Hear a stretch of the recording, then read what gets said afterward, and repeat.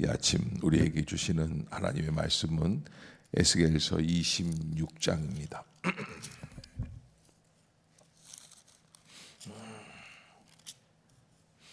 에스겔서 26장 한 절씩 교독합시다. 11째 해 어느 달 초하루에 여호와의 말씀이 내게 임하여 이르시되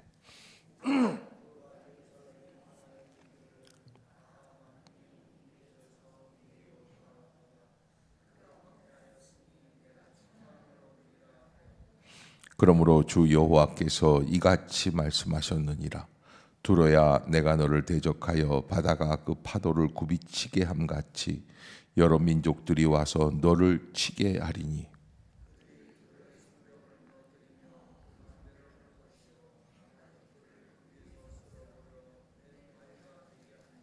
바다 가운데 금을 치는 곳이 되게 하리니 내가 말하였습니다. 주 여호와의 말씀이니라. 그가 이방의 노략거리가 될 것이요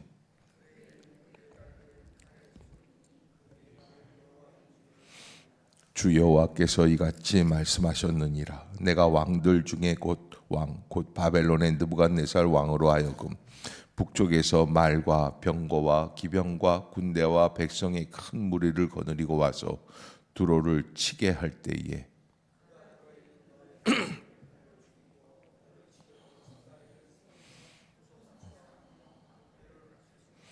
공성태를 가지고 내성을 치며 도끼로 망대를 찍을 것이며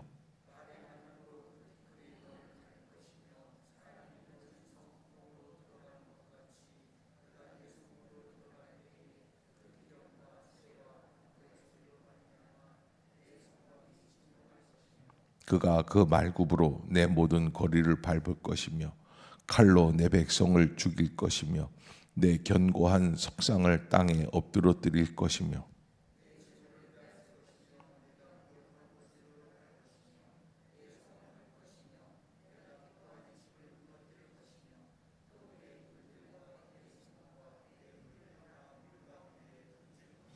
내가 내 노래소리를 그치게 하며 내 수금소리를 다시 들리지 않게 하고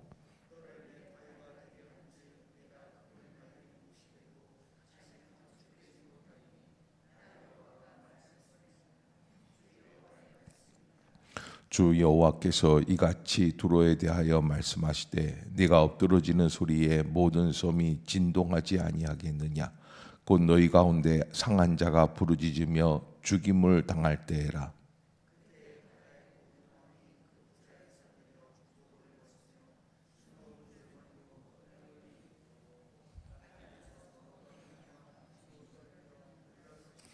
그들이 너를 위하여 슬픈 노래를 불러 이르기를 항해자가 살았던 유명한 성읍이여 너와 너의 주민이 바다 가운데 있어 견고하였도다.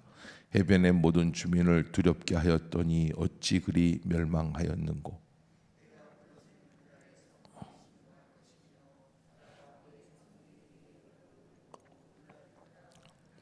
주 여호와께서 이같이 말씀하셨느니라.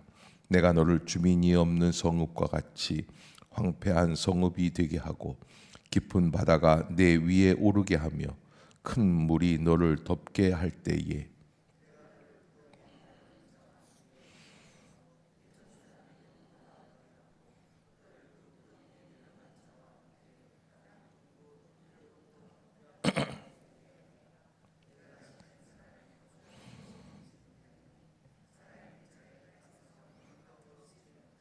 내가 너를 패망하게 하여 함께 봅시다.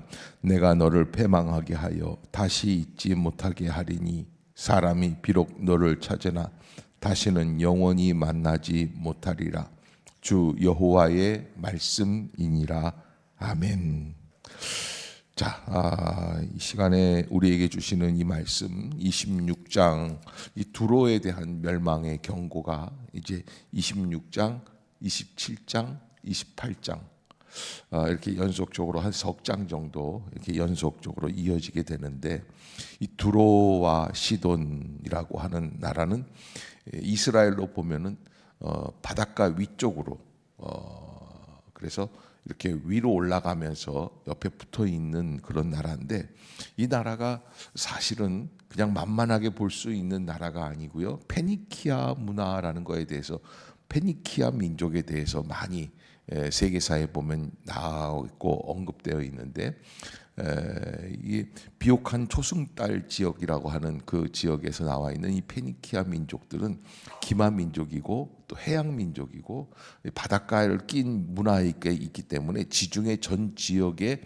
네트워크를 갖고 있고, 그리고 전 세계에 문화를 전달해주고 그 문화를 받아들이고, 그리고 상업 교통을 했던, 무역 교통을 했었던 그런 나라이기 때문에 굉장히 중요한 나라, 만만치 않은 나라예요. 예를 들면 페니키아 이 두로라고 하는 나라는 두 가지 시스템을 갖고 있어요. 하나는 육지에 두로가 있고 바닷가 섬에 두로가 있어요. 그래서 육지를 누가 쳐들어와서 치면 사람들이 다 배를 타고 어디로 갈까요? 섬으로 가는 거예요. 거기 가면은 40m가 넘는 큰 성벽들이 쫙 해안가로 쳐져 있기 때문에 난공불락의 요새, 아무도 치지를 못해요. 바벨론도 나중에 이 예루살렘을 칠 때 587년, 지금 이제 이 말씀이 선포되어 온 게 이제 11째 해라고 그러지 않습니까? 그때에 이제 예루살렘이 멸망하는 해거든요. 그런데 그때서부터 시작해 가지고 한 10년이 넘게 두로를 포위하고 공격하고, 그래서 무너뜨린 나라가 이 두로와 시돈이라는 나라예요. 그러니까 만만하게 볼 수 있는 나라가 아닙니다. 뭐 암몬도 있고 모압도 있고 에돔도 있고 블레셋도 있지만, 이런 나라들은 쉽게 무너지는데 이 두로는 쉬운 나라가 아니고, 그래서 당시에 작지만 뭐 그런 거 있지 않습니까? 작은 소강기업, 작은 기업이지만 강한 기업이다. 근데 이 두로와 시돈이라는 나라가 그런 나라였다라고 말할 수 있고요. 이 나라에 대한 멸망을 예언하는 그 이유들이 있어요. 굉장히 중요한 이유고, 그래서 석 장에나 걸쳐서 이 두로가 멸망하는 두로의 죄는 무엇이고, 또 두로가 멸망하니까는 슬퍼하면서 지은 애가가 이제 27장이고, 28장은 두로 왕의 교만함을 책망하는 내용이다. 옆에 나라가 망하는데 계속 내가 교만하게 있으면 그 사람도 망하게 돼 있어요. 옆에 나라가 망하면은 어떤 경고입니까? 너는 겸손해지라는 경고예요.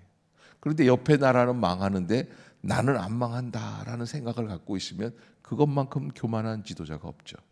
그것을 우리가 꼭 잊지 말아야 한다라는 것을 통해서 26장, 27장, 28장에 걸쳐서 이렇게 경고해주고 있는 말씀입니다. 두로는 그런 여러 가지 문화적인, 정치적인, 경제적인, 그래서 특별히 경제적으로도 탄탄한 자금력이 확보되어 있기 때문에 여러 나라에서 헬라 지역의 문화를 이어받아 가지고 아프리카까지, 그래서 이태리 저 로마에 있는 그 지역서부터 시작해서 아프리카까지 상업을 다 담당하고 있었던 그런 나라들이고, 다른 사람들은 바다에 대한 두려움 때문에 나가지를 못하고 있는데 이 두로 사람들은 배를 만드는 기술이나 항해하는 기술들이 있기 때문에 그 기술을 이용해서 먼 바다에까지 나가가지고, 그래서 무역을 하기 때문에 돈을 많이 버는 진취적인 나라라고 할 수 있습니다. 그런데 이 나라가 갖고 있는 한 가지 잘못된 모습이 하나 있습니다. 그게 이제 여기 본문에서 이렇게 보면은 2절을 한번 같이 읽어볼까요? 2절 시작. 인자야, 두로가 예루살렘에 관하여 이르기를, 아하, 만민의 문이 깨져서 내게로 돌아왔도다. 그가 황폐하였으니.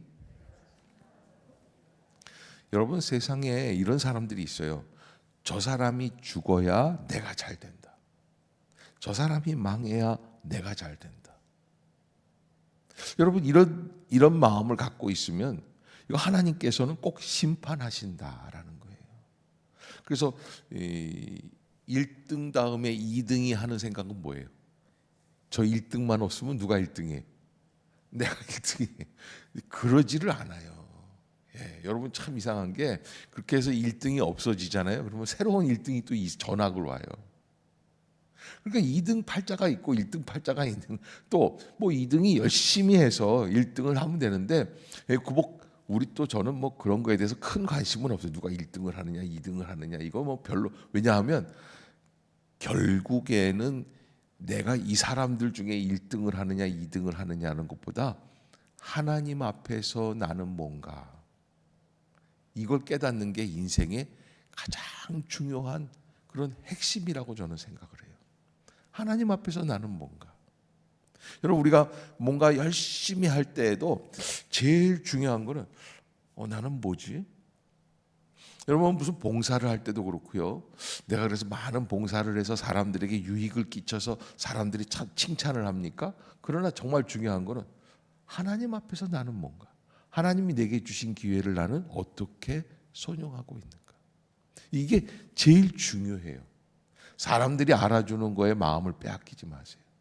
그런데 이 두로라는 나라는 굉장히 얕고 얍삭 빠르죠.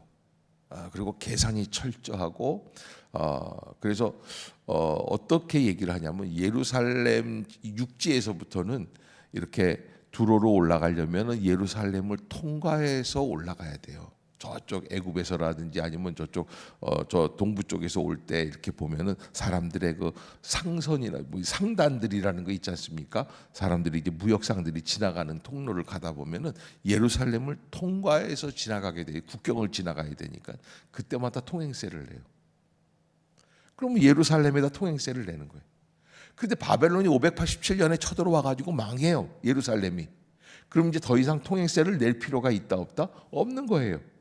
잘 됐어요, 잘못됐어요? 너무 잘 된 거예요. 이제 속이 시원하다. 저놈의 자식들 죽이지도 못하고 살리지도 못하고 맨날 통행세나 받아 처먹고 있는 놈들, 이제 나는 그런 거 안 내도 돼. 그러면서 뭐라 그러냐면 만민의 문이 깨져서 내게로 돌아왔다. 예루살렘 성문이 깨져가지고 이제는 내가 마음대로 통행할 수 있어. 그가 황폐하였으니 내가 충만함을 얻으리라. 이제 예루살렘이 황폐하게 됐으니까 나는 오히려 번성하게 되겠어. 이제 예루살렘에서 이루어지던 모든 상거래 이런 것들이 다 어디로 넘어오겠다는 거예요?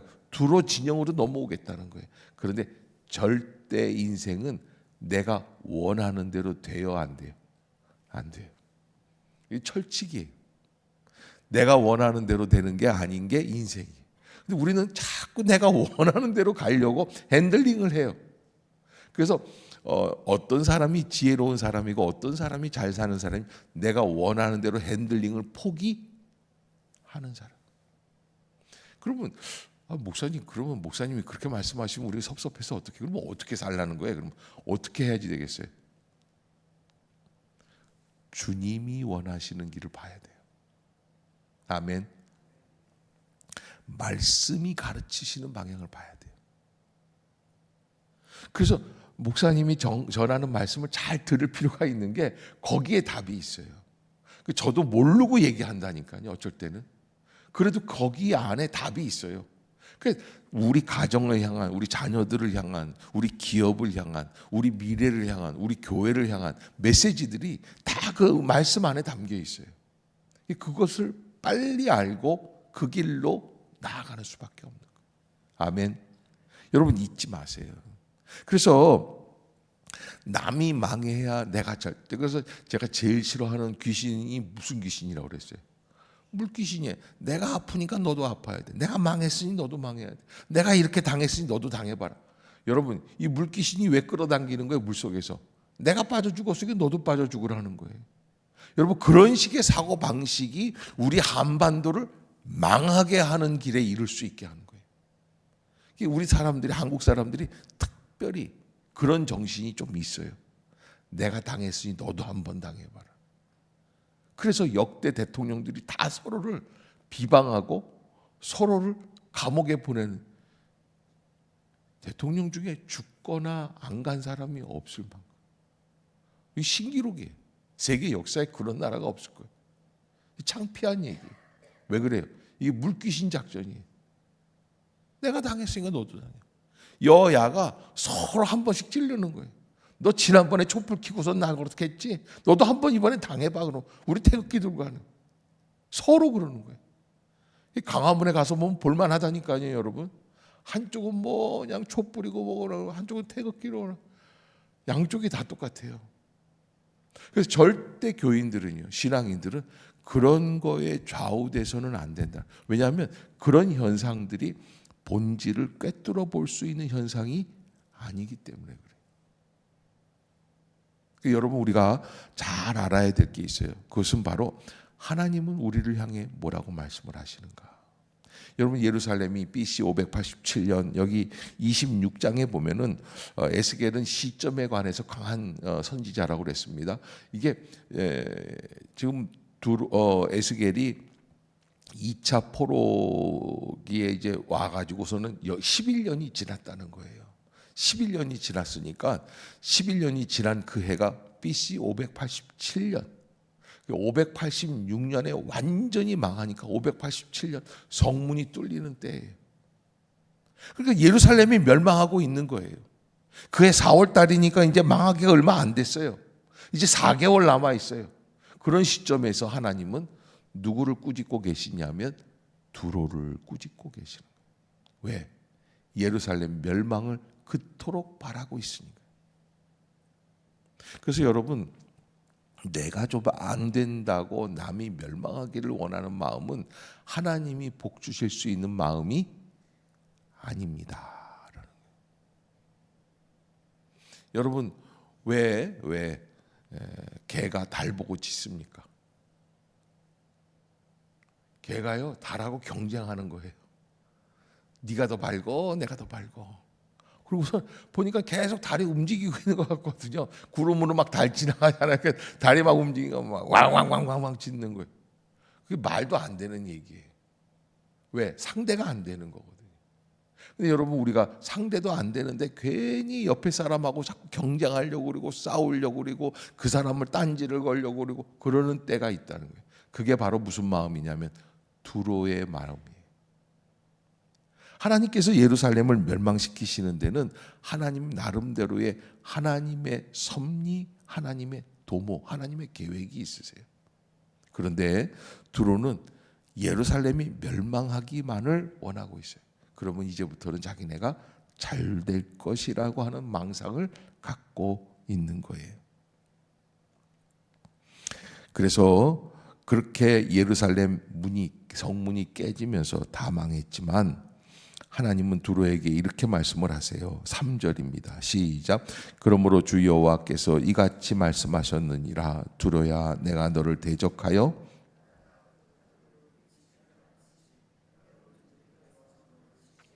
자, 파도가 치는 것처럼 여러 민족들이 와서 너를 칠 것이다. 지금 이제 예루살렘이 잡혀간 다음부터는 이제는 이 예루살렘에서 한 150km 정도 서울 대전간 거리예요. 두로가 있었거든요. 그 뭐 느부갓네살이 그걸 놔두지를 않습니다. 치고 올라갑니다. 그래서 10년을 넘게 공성태를 베풀고 거기에서 성벽을 포위하고서는 죽기를 기다려요. 완전히 멸망합니다. 그래서 참 예루살렘만 그렇게 포로로 잡혀가는 줄 알았는데 두로도 잡혀가서 70년이 넘게 고생을 합니다. 그게 두로의 멸망 이야기예요. 옛날에 우리가 부르던 노래 가운데 그런 노래가 깊은 산속 옹달샘, 뭐 붕어 두 마리. 그런데 이 붕어 두 마리가 점점 커지니까 어떻게 되냐면 사람들이 먹이를 던져주고 무슨 이파리가 떨어지고 같이 먹으면 되는데 좀 배가 고파요. 그래서 한 마리가 어떻게 생각했어요? 저놈만 없으면 내가 다 먹는데. 그래서 나중에 어떻게 됐어요? 여러분 잘 모르시나 봐요. 옛날에 했더니 70년대에 나왔던 그 노래인데 그래가지고선 한 마리 붕어가 한 마리를 뜯어 먹었어요. 죽여버린 거예요. 그러니까 이제 모든 게 다 내 거예요. 이 샘 웅덩이 속에 있는 거는.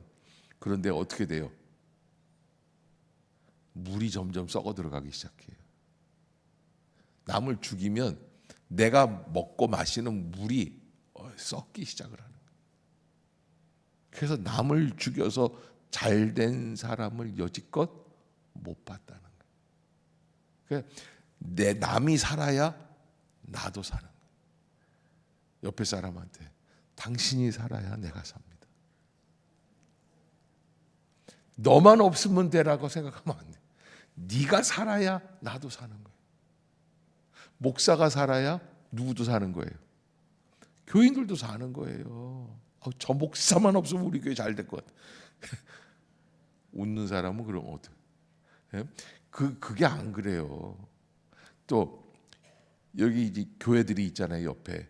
그러면 저는 저기 미국 남부에 저 아틀란타 갔을 때 보니까 십자가 거리예요. 그게 크로스 스트리트인데 거기에 완전히 교회가 수백 개가 있더라고요. 난 그렇게 모여 있는 건 또 교회 백화점이에요. 청계천에 가면 막 고물상 있고 뭐 철물상이 있는 것처럼 그렇게 교회가 쫙 있어요. 제법 큰 교회들이 그렇게 다 있어요. 그랬을 때 옆에 큰 교회가 무너지면 우리 교회가 잘 될까요? 안 될까요? 저 교회만 없으면 우리 교회로 다 올 것 같다 하잖아요. 절대 그러질 않아요. 교회가 없어지기 시작하면 우리 교회의 근거지도 말라가는 거예요. 그래서 제가 늘 생각하는 거는 중대형 교회가 살기 위해서는 어떤 교회가 있어야 돼요? 아주 작은 소형 교회들이 많이 있어야 돼요. 그러면 어떻게 그냥 소형교회 목사님들이 열심히 해서 그냥 안 믿는 사람들 어떻게 그냥 뭐 알코올 중독자, 정신병자 뭐 이런 사람들 다 데려다가 얘기하고 3년, 5년 그런 사람들은요 처음부터 열심히 꾸준한 교회를 나오는데 처음부터 여기 땅 해가지고 준비 땅 해가지고서 쫙 해서 열심히 3년 탁 하다가 나는 큰 교회로 가지 이렇게 가는 게 아니에요. 나왔다 말았다. 그거를 그냥 그 교회 목사님들이 다 끌어안고 그러한 한 10년 지나면 사람이 돼요. 정신이 차리고 신앙생활 그때쯤 뭐라 그러냐면 가서 그러는 거예요. 나는 이제 더 이상 이 교회는 안 다니겠어요. 좀 갖춰진 교회를 다니겠다. 왜 그럴까요? 갖춰진 교회를 가면 자기가 갖춰질 줄 알고 그러는 거예요. 그래서 가요. 항상 필터가 그렇게 돼 있어요. 그래서 중형, 대형 교회들이 살기 위해서는 어느 교회가 있어야 돼요? 소형 교회가 있어요. 그런데 참 이상한 거는 인천에 주안장로교회라고 하는 큰 대형 교회가 있을 때 지금은 이제 교회 장소를 옮겼기 때문에 그런데 그때는 어땠냐면 바로 옆에 주안장로교회 바로 옆에 주안감리교회가 있어요. 주안장로교회가 몇만 명이 모여요. 나계밀 목사님이라고 아주 유명한 세계적인 부흥 강사 목사님이 계시면서 그 교회가 막 부흥했어요. 그러면 그 옆에 있는 교회들은 될까요? 될 수가 없죠. 왜? 다 어느 교회로 가요? 주안장로교회로 가니까. 그런데 거기에서 수천 명의 교회를 만들어낸 주안감리교회가 있어요. 바로 옆에서. 그러니까 여러분 옆에 있는 교회들이 잘 돼야 돼요. 그래서 여러분 우리 교회를 위해서도 기도하지만 집에서부터 출발해서 올 때 교회들이 보이잖아요. 그럼 이 고양시의 땅에 있는 그 교회들을 향해 다 축복하면서 와야 돼요. 아멘. 여러분 그래야 같이 살아요. 네. 거기에 은혜가 있는 거예요. 우리 모두 같이 은혜를 받아야 돼요. 이게 그렇지 않고 나만 잘 되고 나만 잘하고 나만 축복받고 이러면요 두로 같이 되는 거예요. 두로는 탄탄한 기업이었어요.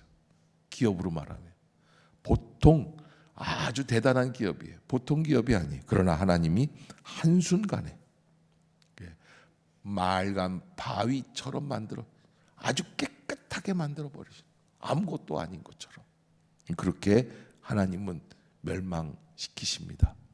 두로가 멸망하는 이유 첫 번째 남을 망가뜨리려고 하는 심술맞은 생각 때문에 그래요.